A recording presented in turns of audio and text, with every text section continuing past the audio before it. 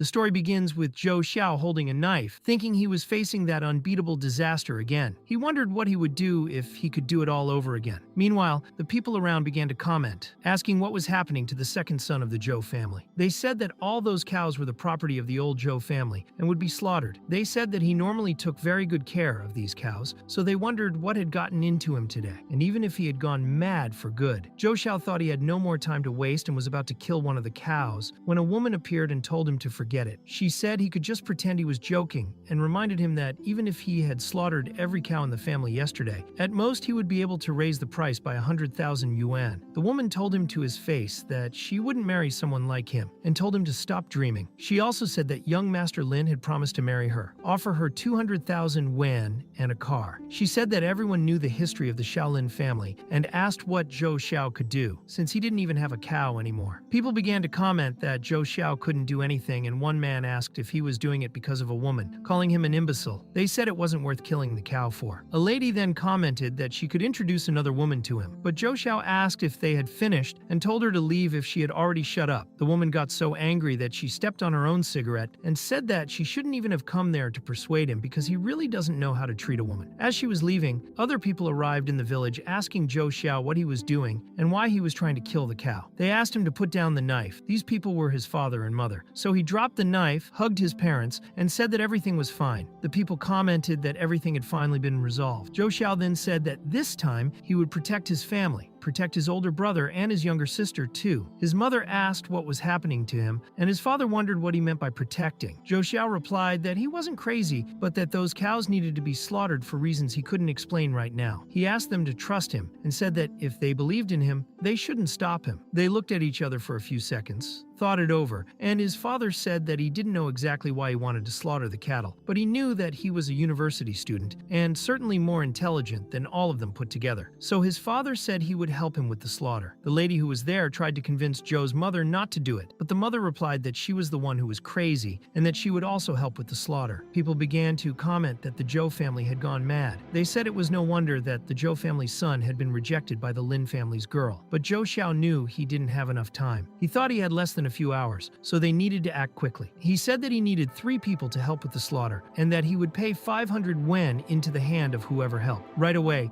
the people changed their minds and quickly offered. They already had their hands out waiting for the money and began the work of slaughtering the cows. Soon afterwards, Zhou Xiao called to say that this time all the family's cattle were for sale. He said it was urgent and that he would accept up to half the market price as long as they bought everything at once. Shortly afterwards, the people arrived in a truck, took the bodies of the cows, and left a bag with the money. They asked why his son was doing this, as they were losing a lot of money selling at that price. But Zhou Xiao replied that it wouldn't be long before they understood why he was doing it. For now, all they had to do was go home, and until he returned, no one would be able to open the gate, no matter what happened. Zhou Xiao's father said that he believed in his son because he had never been wrong about anything, and that all they could do now was help him. Before leaving with the car, Zhou Xiao told them not to open the gate for anyone, no matter what. So he went into town with the money. It was exactly 4:11 in the afternoon. He thought that the reserves in the barn could sustain the family for a month, but the most important thing now were weapons, medicines, and ammunition. That's because in less than 2 hours, the apocalypse would begin. All the livestock would turn into brutal, bloodthirsty beasts that would start attacking everything they came across. Soon after, the humans who were bitten would begin to show the same symptoms. They would lose their senses, feel no pain, have no fear, and crave only flesh and blood. Once bitten, injured, or infected, it was inevitable. After a month, the number of infections would have worldwide, but there would be no safe land left. A year later, there would be less than 1 million surviving humans. In his past life, Zhou Xiao witnessed all this disaster, and because he wasn't prepared, he lost his father, mother, and siblings. He failed to protect them. Zhou Xiao thought that he didn't know exactly why he had been reborn, but he was sure that this time he would make everything work. There would be no repeat of that tragedy. With the money he got, he went into town and bought a lot of tools. He bought a diesel generator, all kinds of cables, wires, flashlights, batteries, a wide variety of defense tools, as well as medicine, medical supplies, painkillers, antibiotics, gas, and all kinds of things that could be useful. But the most important thing at the moment was firepower. He knew that in the beginning the only way to survive was to have enough weaponry to contain an entire horde. So he went to meet a salesman. The salesman said that the guard downstairs had told him that someone wanted to do business, and asked if it wasn't his secretary's ex-boyfriend who was there. Zhou Xiao put a bag full of money on the table table and said that he was really there to do business. He said he had 100,000 yuan in cash in that bag. The salesman asked if that money was for her, implying that it was for her secretary. He even said that Zhou Xiao seemed to be in love with her, because that would be the price to have her as his bride. His secretary Xiao Qing quickly replied that no, she was no longer in a relationship with Zhou Xiao, but he explained that it wasn't like that. He wanted to use the 100,000 to buy 1,000 pounds of black powder. The seller, Mr. Lin Jie, was indignant, thinking it was a joke, and replied that he was a serious manufacturer who didn't deal with anything illegal. Only Zhou Xiao looked directly at him and remembered that in December last year, at Changfeng Lin's forestry factory, he had seen everything. He asked if he remembered the woman in the blue dress. Mr. Lin Jie was clearly nervous because he knew it was true. So Zhou Xiao made it clear that he only wanted the gunpowder and wouldn't tell anyone. He just wanted the product. Mr. Lin then called his secretary and said that he hadn't checked the inventory yet and that it had been a bit damp there lately. Perhaps there really was some gunpowder and they needed to get rid of it somehow. He asked Xiao Qing to arrange for disposal, and she, of course, understood and obeyed. When she passed Zhou Xiao, he said that Rui Lei had taken care of them and their family, and that they would always be grateful for everything she had done. He also said that if she needed anything, he would be willing to help. Then looking at Mr. Lin, Zhou Xiao said that he had enjoyed doing business with him. Mr. Lin replied that that boy was much more interesting than before. After that, Zhou Xiao returned home with his car completely full of supplies. He thought that he had still arrived on time and that no incidents had occurred. As soon as he arrived, he told his parents that he was back. His brother was also there and looking at him, asked what was going on with Zhou Xiao, why he was so different. Zhou Xiao asked his brother if he was back yet, and he said yes, but commented that he had heard that Zhou had sold all the family's cows. Zhou said he would explain that later and then asked where Mei was. His brother replied that she hadn't come back yet. This surprised Zhou because in his past life, Mei would have been home at this time. So he began to wonder if his actions were causing a butterfly effect, if she was away from home because of him. Right away, Zhou said that he was going to find her and asked his brother not to let anyone into the house, not to open the gate for anyone at all. He said he was going into town to get Mei and would be back soon. His brother, not understanding anything that was going on, just stood there, while Zhou ran off, speeding up the car to try and find her. He thought that on the first day the animals would be the first to transform, but some humans too, especially in the school, because there were so many people crowded there. He knew it would collapse much faster than the village,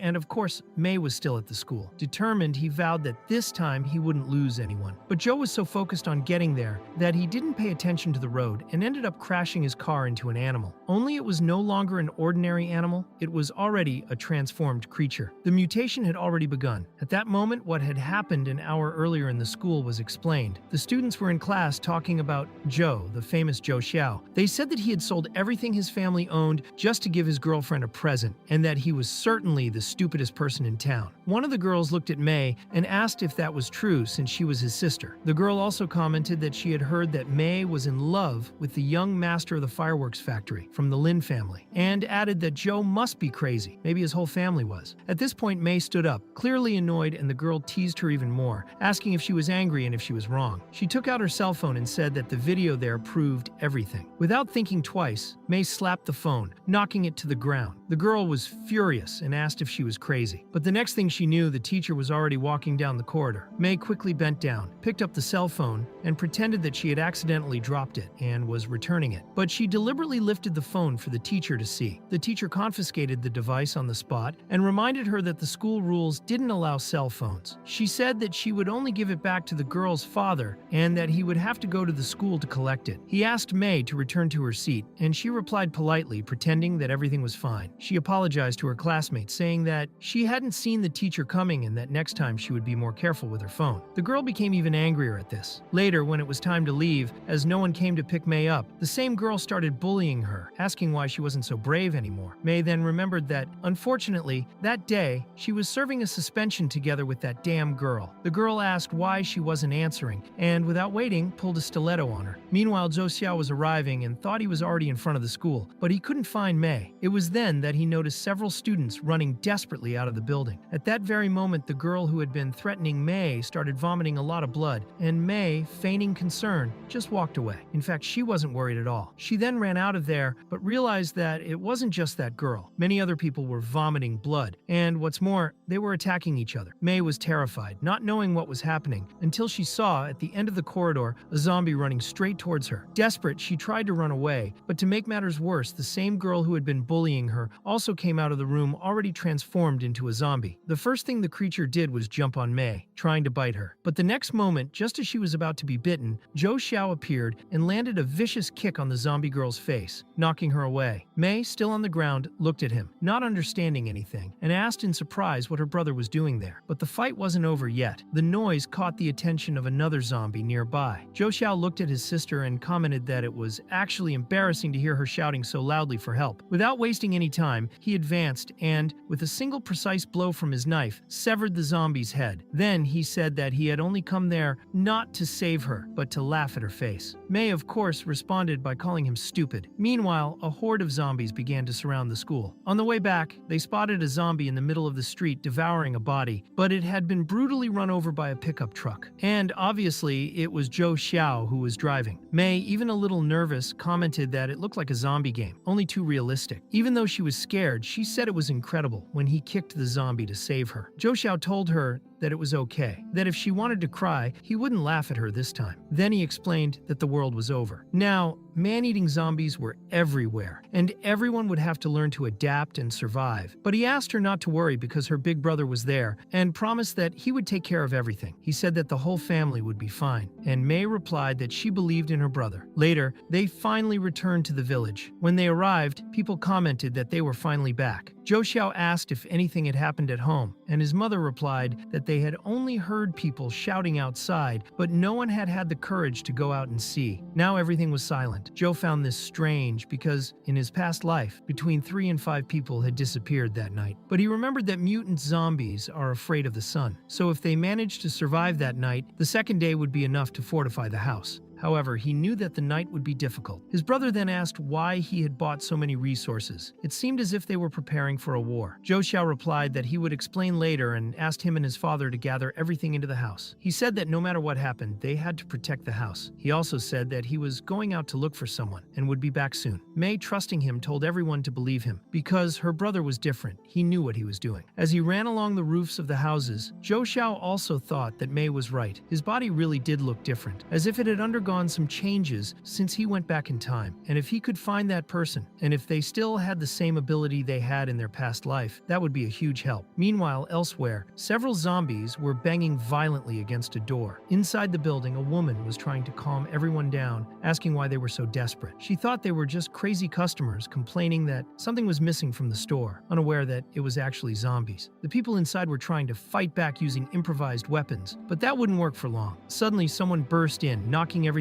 over, smashing the zombies and sending them flying. And of course it was Zhou Xiao, armed only with his bread knife, clearing the place with ease. People began to wonder if that wasn't Zhou from the Xiao family. Then he stared directly at the woman standing there, the person he was looking for. Next to her, a zombie was preparing to attack, but Zhou stepped forward and cut the creature's head in half with extreme ease. The woman looked at him in surprise and asked if it was really Zhou and what he was doing there. Zhou Xiao held her face, analyzing it carefully, and thought that, fortunately, there were no splashes of blood in either her mouth or her eyes, which meant that she was safe. He then mentally confirmed that it was indeed Xiaobing, except that, at that moment, she still didn't have all the power she had in her past life. Zhou asked Bing if she had any injuries, even a little scratch, and Bing replied that no, she was fine. Even so, people were completely shocked. One of the locals commented that the problem was people attacking each other, but also questioned whether Zhou could just go around killing like that. But Zhou explained that he hadn't killed anyone. Those people were no longer human, they had turned into zombies. Now all they wanted was blood. If he hadn't done anything, they would all end up like those things. Huang was indignant, saying that zombies didn't exist, and told him to stop making jokes because it wasn't a movie. He said that Zhou had just killed Lao Zhang, and that even his granddaughter hadn't returned from school, as well as his own wife who hadn't returned either. He began to wonder if Zhou might be right after all. Huang was worried and said that if this was true, they needed to announce it to everyone immediately. News suggested that they call the police police in addition to the village committee itself, but Joe replied that all this would be useless. It was then that Lin Jie appeared and asked everyone to pay attention. He accused Joe of being a murderer and questioned what kind of method that was. He said that Joe had killed dozens of people and that calling the police would be pointless because this had already crossed the line. The crowd began to riot, everyone shouting to catch the murderer, who in this case was Joe himself. Lin Jie said that he was using the zombie excuse just to justify the murders, and even mocked him, asking if he was now going to say that he had superpowers. Meanwhile, Bing was trying to protect Joe, and shouting asked everyone to be quiet. She explained that, in reality, Joe had saved them all. She said that the village people themselves had completely lost control and were attacking each other. Everyone had seen it happen. Joe thanked Bing, but said that that was enough. He said that he could prove to everyone that those things really were zombies, and said that he bet that some of the people's own family members had disappeared, hadn't they? Joe then said that anyone who wanted to find out if they were real zombies or not just had to step forward. As Lin Jie was being the most insistent, full of suspicions and accusations, he asked him directly if he didn't want to check it out for himself. She wanted to know if he had the courage to do so. Lin Jie became suspicious, thinking that this Joe was very strange. After all, in the morning he had sold all his livestock and gone out to buy a lot of resources, even accumulating gunpowder. And now, at night, all this was happening. But in Lin's mind, no matter what that madman knew, he was dangerous and needed to die. Then Joe went on to say that several people had disappeared in the village and that close by there was a completely inaccessible place, which was just a forest behind the village. He asked again if Lin still insisted that those things he had killed weren't zombies, and said that if that was the case, he should go and check it out himself. He wanted to know if Lin was afraid. Lin Jie replied that he was a normal person. Of course he was scared, especially with a killer like him. But for the sake of the village, he agreed to go along to find the missing people. He said that he would go, but that he would take reliable people with him, and asked if Joe minded. Lin Jie thought that this way, sooner or later, he would get Joe to open his mouth and tell all his secrets. Bing said she would go too. Niu tried to stop her, saying that it was too dangerous for her. Huang commented that, in fact, no one there really knew what was going on. But Bing explained that now they had to take care of the village, since neither the committee nor the secretariat were present. They had to take on this responsibility. Then Joe asked if the village secretary really wasn't there and wanted to know where he had gone. Bing said that in the afternoon, he had become very worried about the cases of people disappearing and had decided to go alone to try to find them. But so far he hadn't come back. Huang said that his wife had also disappeared and that he hadn't heard from her. Joe began to imagine that he already had an idea of what might have happened. Hang said he would also go along to check everything out. Huang agreed with them, saying that Bing was right. Since the secretary wasn't there,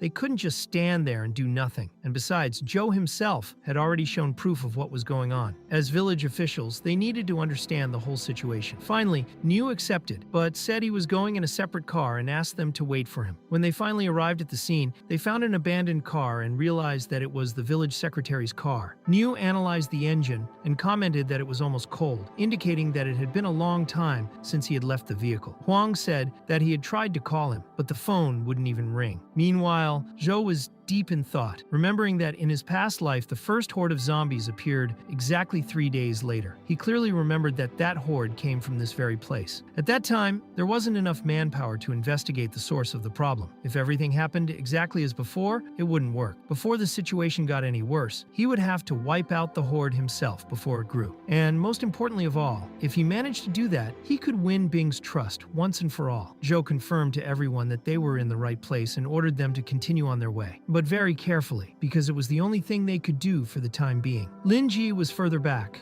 accompanied by his gang, just watching and suspicious. Later, while they were still looking for the secretary, Bing commented that the forest was too big and that he could barely see 2 feet in front of him. Zhou analyzed the ground and said that they had certainly passed through there. There were fresh footprints, broken branches, torn leaves, and even bloodstains scattered around. He explained that people had passed that way not long ago. Deep down, Zhou knew that this was a typical sign of the zombie apocalypse. When zombies gather in large numbers, this kind of trail always appears. This, after all, was the first day of the zombie mutation disaster. Soon they arrived at a cave. Zhou ordered everyone to stop and warned that it would be very dangerous if too many people went inside. He said he would go ahead alone to check the situation. Lin Jie wondered if he was sure about that, and then hinted that if there was a murder scene there, perhaps he just wanted to destroy the evidence. The group was completely silent, and of course everyone was tense about it. Zhou angrily replied that Lin Jie was the biggest coward he had ever met. He said said that if he had that much courage, he could very well go and check out the cave on his own, and that if he wanted to, he could even go after him. Lin Jie was startled, wondering if Joe was really considering killing him at that moment. He became even more suspicious, thinking that this boy really was hiding some great secret inside that cave. It was at that exact moment that a zombie emerged from inside the cave and attacked. It was a woman who had already been completely transformed. Huang recognized her face immediately. It was his own wife. Desperate, he asked why she was there. He said he had been so worried looking for her, but Joe immediately ordered him not to come any closer. Just as she tried to bite him,